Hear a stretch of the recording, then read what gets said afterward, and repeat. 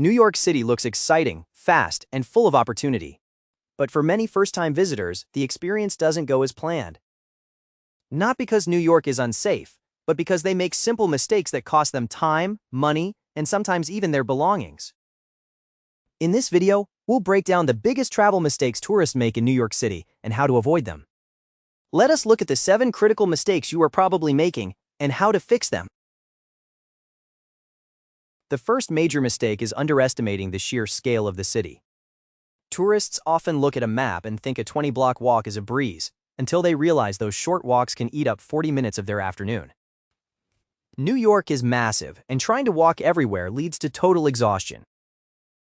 Then, there is the subway. It is the lifeblood of the city, but it is also a labyrinth for the uninitiated. Many travelers lose hours standing on the wrong platform or heading uptown when they meant to go downtown. The system can be intimidating, but the fix is simple. Use a reliable transit app and always check if your train is local or express before the doors close. A little bit of research before you swipe your card can save you hours of frustration. Another classic error is the Times Square trap. While it is the most famous intersection in the world, for a seasoned New Yorker, it is a culinary desert. Eating exclusively in tourist hubs means paying double for food that is often half the quality of what you would find elsewhere. If you want the real NYC flavor, you have to venture just a few stops away. The question is, why pay $20 for a mediocre burger when you can find authentic pierogies in the East Village or world-class dim sum in Chinatown? These local neighborhoods offer the real city experience at a fraction of the cost. Do not let the bright lights distract you from the fact that the best meals in New York are usually found where the locals live, not where the billboards are.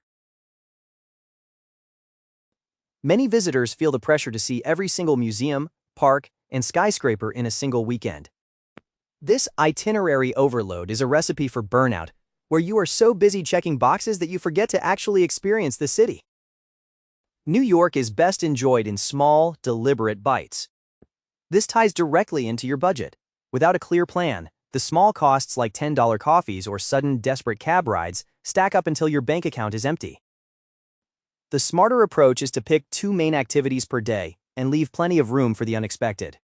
When you stop rushing, you might actually discover a hidden jazz club or a quiet bookstore that was never on your list. Remember, it is better to see 3 things deeply than 10 things through a camera lens while you are running to the next stop.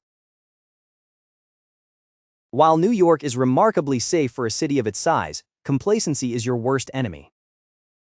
Pickpockets and street scammers thrive in crowded areas like Times Square because they count on you being distracted by the spectacle. Simply staying aware of your surroundings and keeping your bag zipped is usually enough to keep you out of trouble. But there is one more mistake that people always overlook: ignoring the need for rest. The city's constant noise, hard concrete, and endless movement can drain your battery faster than you think. Tourists who push themselves too hard often end up miserable by day 3. Finding a quiet corner in Central Park or a local library isn't wasting time, it's the only way to survive the marathon. If you do not schedule rest, the city will eventually schedule it for you by making you too tired to function. If you avoid these mistakes, your trip becomes smoother, cheaper, and far more enjoyable. And once you understand how to move through New York the right way. In the next video, we'll show you the best free things to do in New York City so you can enjoy the city without spending a fortune. If you found these tips helpful, make sure to subscribe for more travel insights. Thanks for watching.